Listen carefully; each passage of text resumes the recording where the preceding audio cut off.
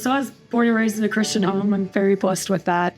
I was saved at 6 or 7, and baptized, and church was always a really big priority for me all through my first college degree, my first job that I hated, and my second college degree, which was getting my earth science education stuff.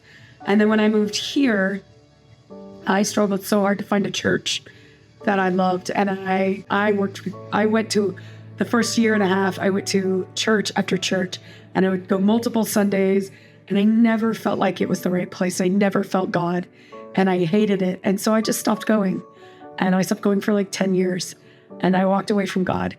And it wasn't that I didn't believe, I still believed. It was never a lack of faith. Faith has never been my struggle. I knew it was God, and I knew I was saved, and I never doubted any of that. And then one day, when my coworkers at school said, "Hey, why don't you come to this church?" And I said, "Okay." And I've been coming ever since. This is my home.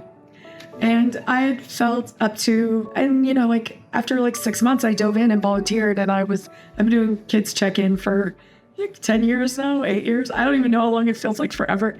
And that's when I got friendships, Christian friendships that have, they've changed my life just in how I feel all the time, because I know that if I need anything, I can call these Christian friends from my church home and my church family. And even if I just need a word, I can call somebody and get it. I can even just text them and I feel it.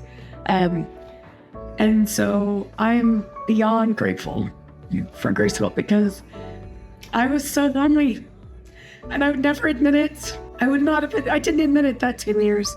I never admitted how lonely I was. And after a few months with the church family again, it was like, oh, okay, now I know what I was missing. But I think that I had to be broken to get back to where I could be built back up.